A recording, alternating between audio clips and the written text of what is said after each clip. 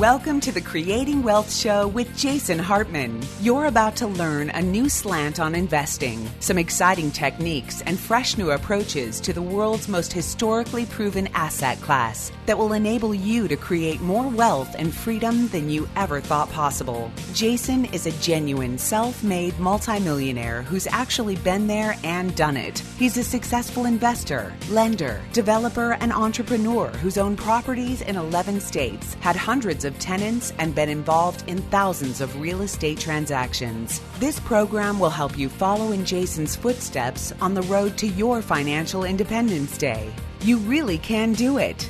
And now, here's your host, Jason Hartman, with the complete solution for real estate investors.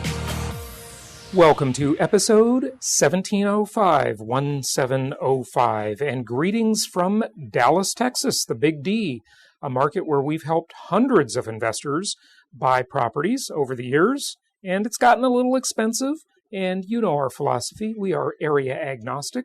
When we can't find good priced inventory in a market, we will move on to other markets, and that is what we've done many times because we don't want to ever become attached to any one market. We want to go where the deals make sense.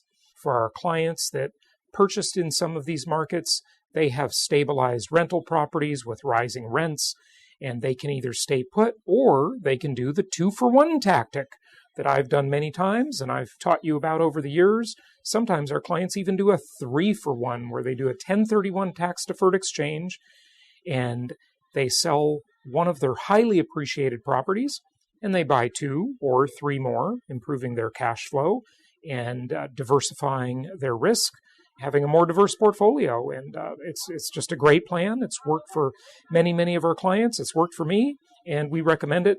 And if you need help, remember, you should be talking. Even if you're a past client, be sure you are touching base with your investment counselor, with one of our team members, every 6 months to every year. Be sure to reach out to them and ask them from time to time to do a portfolio makeover for you, so that they can constantly help you optimize your portfolio, rebalance your portfolio to where you are getting the highest return on investment. If you hear some background noise, it's because I'm actually at the airport and I'm getting ready to leave here in a little bit, so please pardon any background noise. But contact your investment counselor on our team member. If you're not a client, if you're not in our database, if you're not working with us, and you just want to make sure you are optimizing your portfolio. And I don't mean just real estate. I mean any assets. We will help you put your assets to work. We will help you put your equity to work. So your equity in properties is working at its highest level. Your portfolio reaches optimum diversification, optimum management ease, and of course, optimum ROI, return on investment. That's what we do here. So if you have stocks, bonds, mutual funds, alternative assets, precious metals, cryptocurrencies, equity in your own house, maybe you're just starting out, whatever it is, reach out to our team members through jasonhartman.com, or better yet, make sure you get a copy of my mini book on pandemic investing, which takes a lot of the strategies that I've developed over the last 18 years and makes them more tailored and more specific for the crazy times in which we are living. And you can get that for free at pandemicinvesting.com. No strings attached. It's just completely free. Just grab that immediate email download at pandemicinvesting.com or reach out through the main site, jasonhartman.com, whatever you'd like to do. And we're here to help you optimize your portfolio always. That is what we do, and we've done it for thousands and thousands of people. So be sure to reach out to us, and it's free. So, hey, you can't beat the price. Take advantage of that. Anyway, I am coming back from Dallas because I had a speaking engagement here this weekend. I was speaking to a group of real estate investors. I'm going to share the first part of that speech with you today. So we will have that today, and then on Wednesday we'll have part 2 of that speech where I go in depth and talk about the HCI. You've been hearing about the HCI lately, the Hartman Comparison Index. The index that I'm kind of amazed that no one developed sooner, because Well, frankly, my hands are full holding the recording devices here, but if I could reach around and pat myself on the back, hey, I would do it. And that is because the Hartman Comparison Index is really a fantastic barometer to help you determine where the market is. And as Wayne Gretzky says, he skates to where the puck is going, right? Where is the market going? That's what we all want to know. And you're going to hear about that today, as well as some review of just inflation and inflation induced debt destruction. That's actually the first part of the talk. So that'll be a little bit of a review for some of you. For some, it will be new, but it always has a little bit different flavor every time I present it. And so enjoy that. So we'll have that in a moment. But yesterday, also, I've got another treat for you coming up. We met with legendary football player Emmitt Smith. And Emmitt Smith was presenting to our group at lunch yesterday. He did a great talk, and I recorded it, so we're going to share it with you on a future podcast. And he is quite a real estate investor. You know, most of those guys in the NFL, you know what happens to them.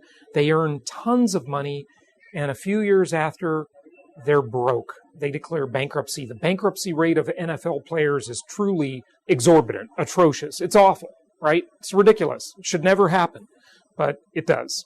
So Emmitt Smith, though, talked to our little group of real estate investors yesterday. I recorded the talk, and I think we'll play that for you next week. We're just going to clean it up, optimize the sound for you. So we'll have Emmitt Smith next week, and I think you'll really like what he said. But let me tell you one thing he said, which was super cool.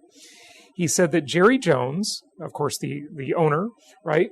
Jerry Jones, Dallas Cowboys, said to him, Emmitt, be sure you are buying at least one property every single year. Now, for some of you listening who are working with us, you're buying a lot more than one property. But again, he didn't specify property size or whether that was a big apartment complex or, you know, what it was. He just made that statement. But yeah, he's quite a real estate investor. He loves income property. And he talked about other investments like startup investments and how risky they were and so forth, startup companies. He just went back to real estate over and over. So we'll have that for you next week. I want to share with you a report from Zillow. This is pretty interesting. And it's entitled Inventory Finally Rebounds as Appreciation, Rent Growth Break Records. And this is May of 2021 market report. And here are a couple of quick takeaways from this. The inventory crunch showed early signs of easing in May, with for sale inventory up 3.9% over April. Well, hallelujah. Hallelujah. That's what we all want and need. We need more inventory desperately. And home appreciation broke new records, and typical time on market fell to just, and folks, this is unbelievable. Typical time on market, wait for it, you ready? Fell to just 6 days. 1, 2, 3, 4, 5, 6 days. Typical time on market. Absolutely incredible. U.S. rent growth kicked into high gear, recording the largest monthly increase since 2015. So, folks, the rents are catching up. They take time. They always lag the prices, and that's just totally typical and normal. But a little bit of relief on the inventory side, not much overall. Nothing that would signal any kind of a downturn. But the report also talks about how rapid home price appreciation that has marked the past year is not expected to let up anytime soon, though affordability concerns and continued low inventory are putting somewhat of a damper on the outlook for sales, according to the latest Zillow home value and sales forecast. Zillow economists expect home values to increase 6.1% over the next quarter. Did you hear that? 6.1% over the next quarter. 3 months. That is absolutely staggering. And by 17.9% through the end of the year. 17.9%. And by 14.9% through the 12 months ending May of 2022. So they're saying from today until 1 year, you can expect a 14.9% appreciation rate. Now, understand, if you put 20% down on a property today, and these are gross numbers, okay? They're not net numbers. It's not like you can do this, sell the property in 1 year and achieve these numbers, okay? This is a recognized gain, not a realized gain. So make sure you understand the difference there, right? But you're going to keep the property anyway. You're not going to turn around and sell it in a year, hopefully, because that wouldn't make any sense, because you'd eat up too much of this goodness with closing cost. And that's one of the many things that makes income properties so fantastic, is its lack of liquidity. The lack of liquidity creates stability. When things are more liquid, they are more volatile. Just look at Bitcoin. Just look at the stock market. Very liquid, very volatile assets. So the lack of liquidity is what makes income property such a wonderful, stable asset class. But if you put 20% down, that means your return on investment is approaching over 70% annually, just in gross numbers, not counting tax benefits or positive cash flow, just on appreciation alone. So you understand that's the power of leverage, and just do it with 10% for the numbers, and then you just cut it in half. If you put 10% down on a property today, and it appreciates 14.9%, let's call it 15%, let's round off, that means that would be a 150%. You just add a zero, a 150% gross return on investment in a year. So let's cut that in half, because we're going to put 20% down. So that's 75%. Doesn't include wonderful tax benefits, doesn't include wonderful positive cash flow or other dimensions of the income property, just appreciation. So absolutely phenomenal. That's Zillow's prediction for the next year. So, hey, happy investing, happy investing, profitable investing. Enjoy it because it is an amazing, amazing market we're in. And that is what happens when they've made money free. In fact, they've not made money free. That's actually a misnomer. They are paying you to borrow the money. Absolutely paying you to borrow the money. In real terms, negative interest rates. And it is dysfunctional. It's actually toxic to the system long term, but it is what it is, and you need to take advantage of it. Do not miss out on these great opportunities. Go to jasonhartman.com or go to pandemicinvesting.com, get the free mini book, and take advantage. Talk to our team members. They will help you with all of this.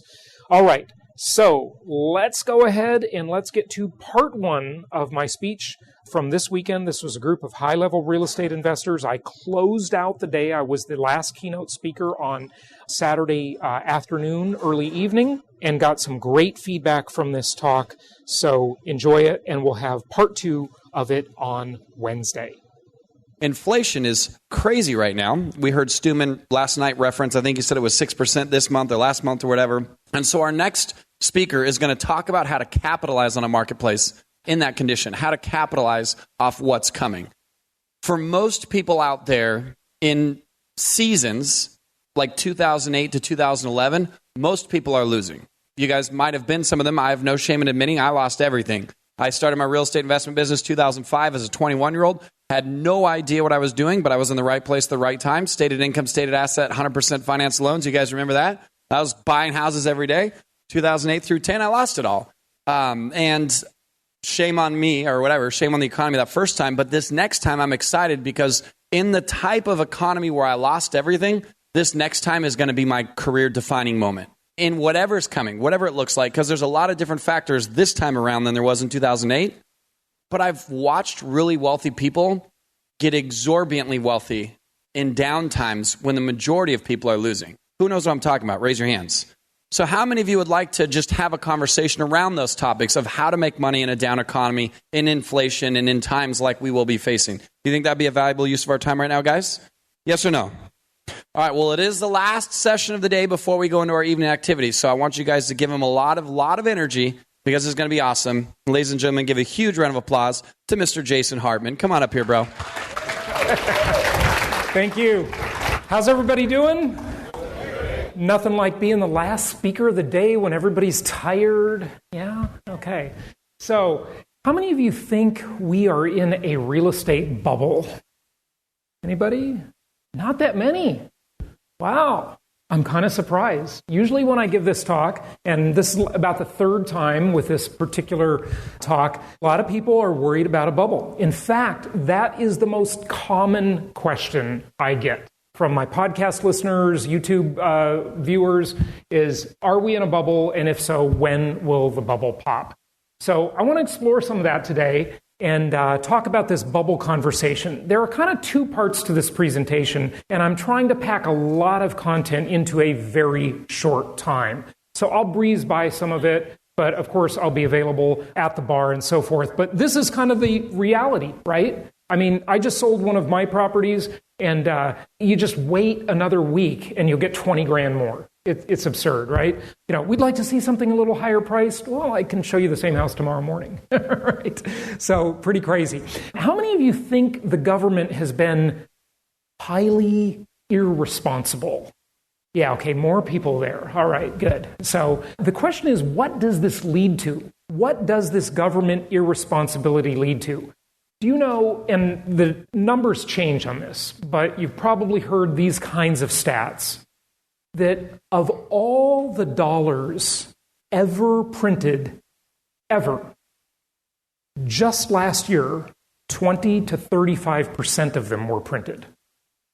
Of all the dollars in existence, last year, 20 to 35%. I hear conflicting numbers on this, but it's truly amazing.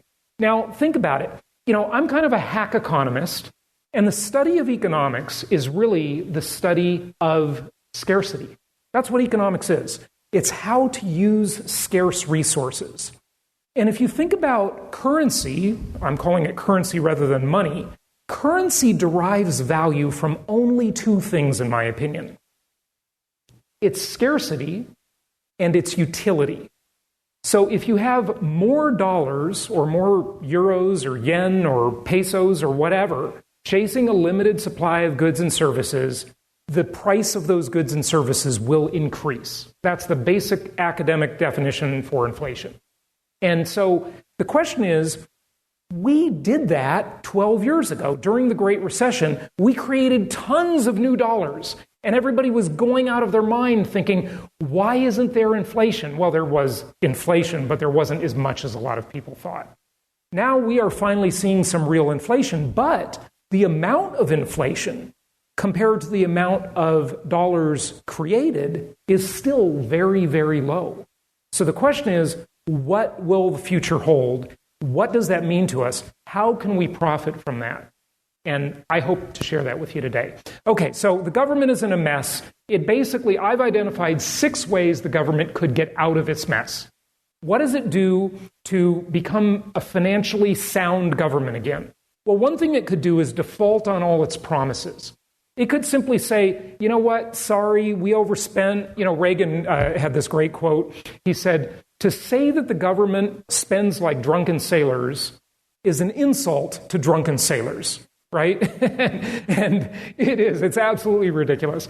So the government could just default. It could just say, sorry, no Social Security. We're going to have to lay off a bunch of government workers. We're going to have austerity. Well, what happened when they tried that in Greece? Riots in the streets. And that's happened in Spain and Portugal and Italy. And it's, kind of happening all over the world. Austerity measures, not very politically palatable. It could raise taxes, right? Tax the rich, eat the rich. Well, the fact is, the math is so upside down, there aren't enough taxes to raise. You could tax everybody at 100%, and there's still not enough money to solve the problem. Because remember, the problem is much bigger than the amount of debt we have or the deficit we have. The problem is also what's called the unfunded mandates, the promises the government has made into the future. And on my podcast, I've interviewed Lawrence Kutlikoff a few times. He's an economist, and he's done probably the deepest studies on this. And he says that the problem that most people call of these unfunded mandates, these unfunded entitlements, these promises, is a $60 trillion problem. Well, he says it's a $220 trillion problem that will hit over the next 10 years. So the question is, what do we do about this? It's an absolute mess. Well, we can't raise taxes. That won't solve the problem. And raising taxes simply suppresses economic activity. That's been proven over and over again. I know people still argue about it, but they're out of their mind. When you raise taxes, the money votes with its feet. It leaves. It stops producing. There's an old saying, money always goes where it's treated best. That's why people are leaving New York and California, right? Because it doesn't treat money very well. Well, the government could sell things. It could sell the ports to Dubai. Remember when that was in the news a few years ago?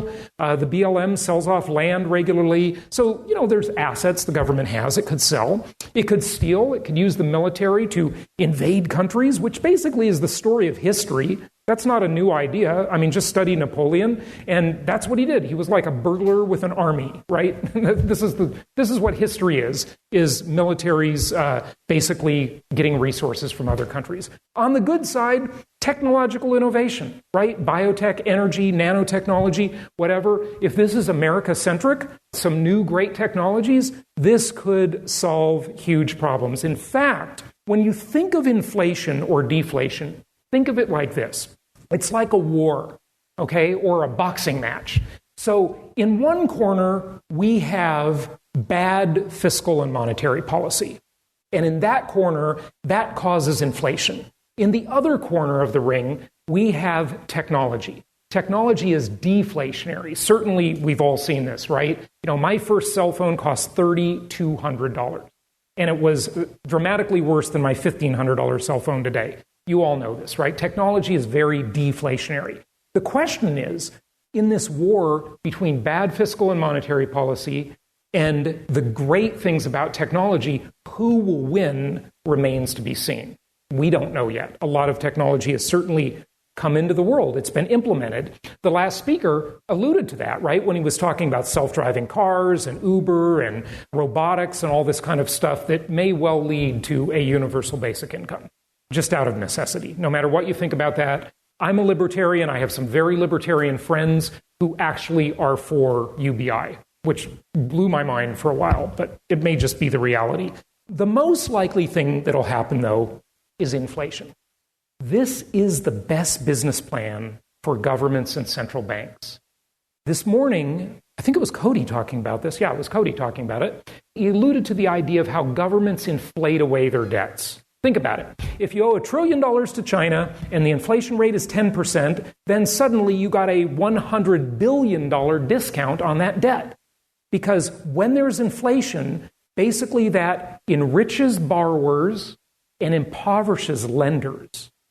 And governments and central banks are the two most powerful entities the world has ever known.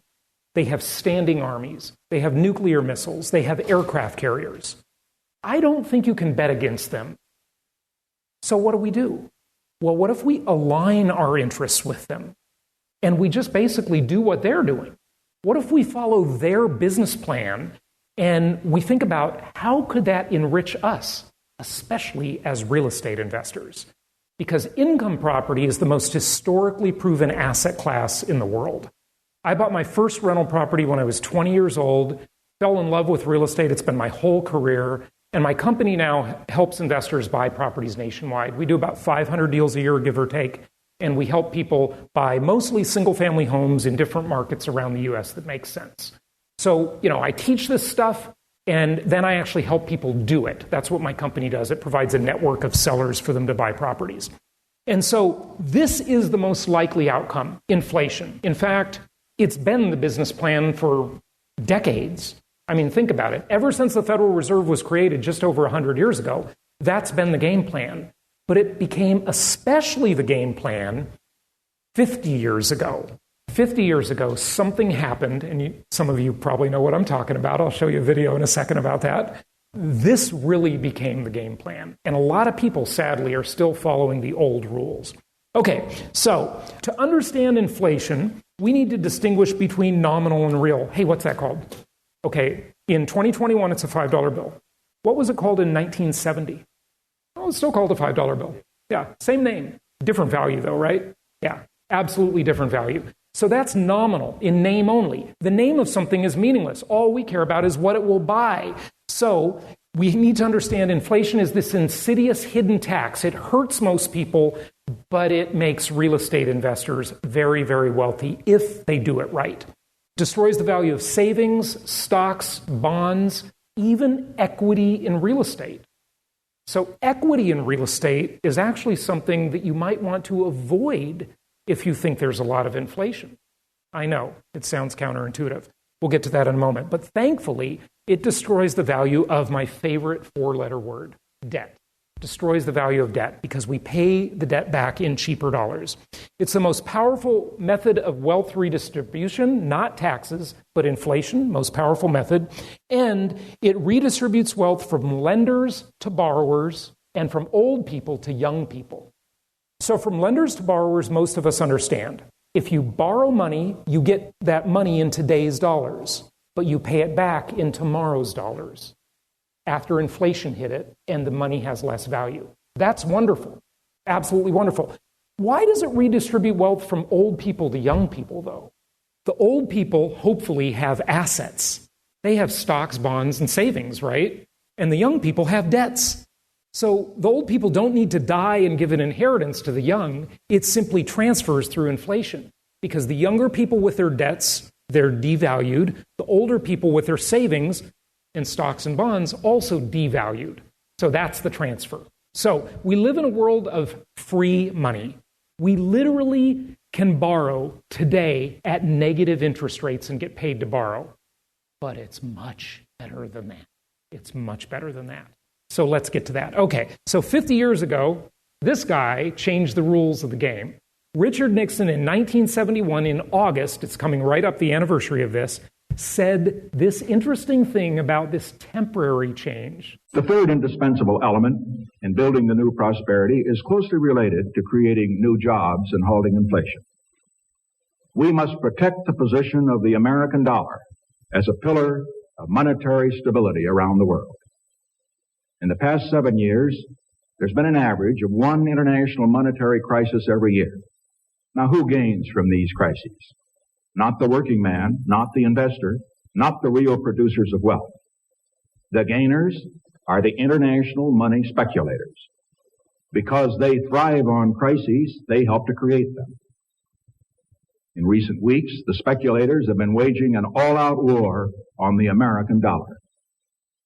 The strength of a nation's currency is based on the strength of that nation's economy. And the American economy is by far the strongest in the world.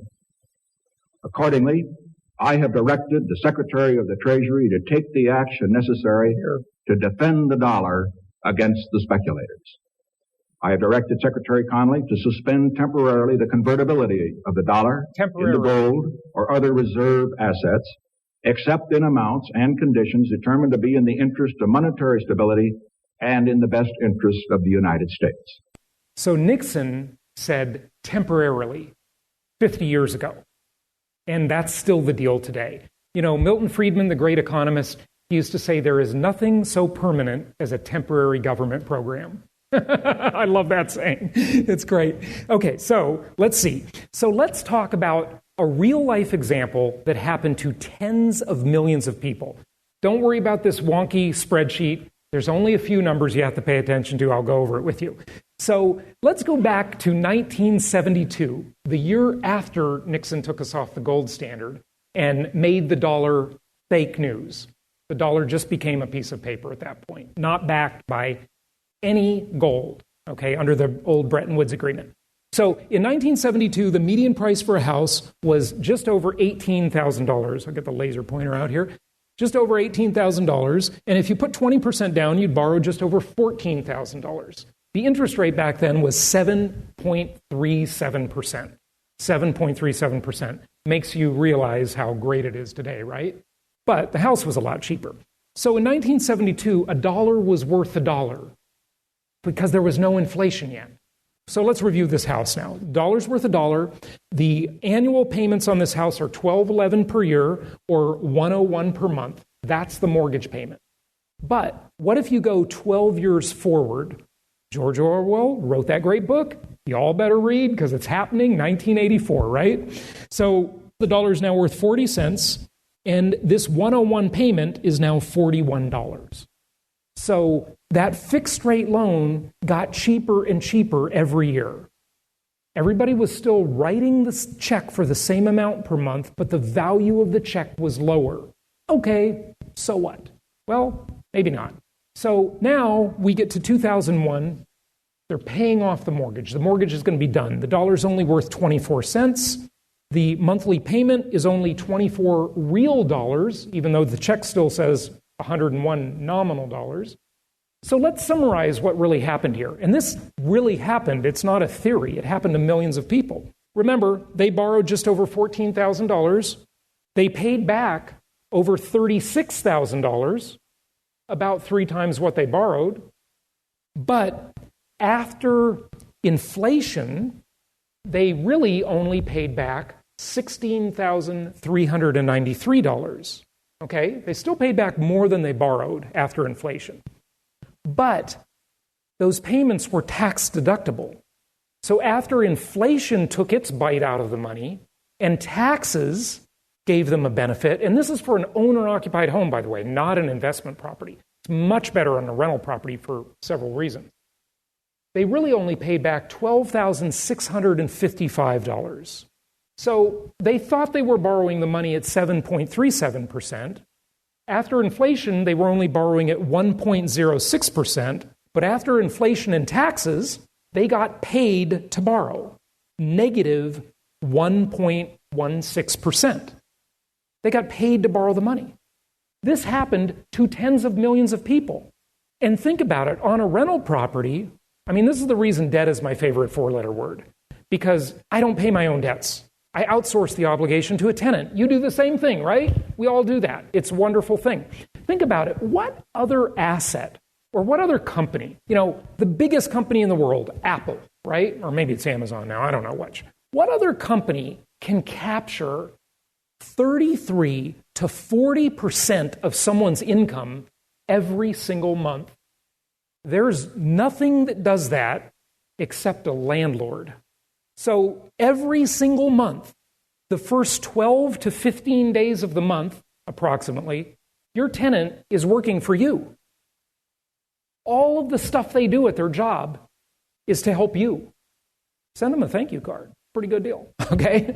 So you get paid to borrow the money. Awesome deal, right? That's called Inflation Induced Debt Destruction. There's way more to it, but it's pretty awesome. So you can check it out. I've got a little free mini book there you can get that explains it more on pandemic investing. This will be continued on the next episode. Thank you for listening and happy investing. Thank you so much for listening. Please be sure to subscribe so that you don't miss any episodes. Be sure to check out the show's specific website and our general website, hartmanmedia.com, for appropriate disclaimers and terms of service.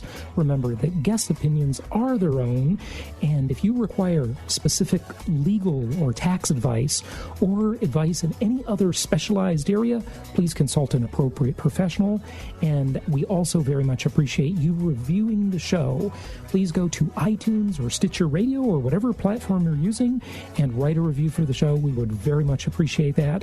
And be sure to make it official and subscribe so you do not miss any episodes. We look forward to seeing you on the next episode.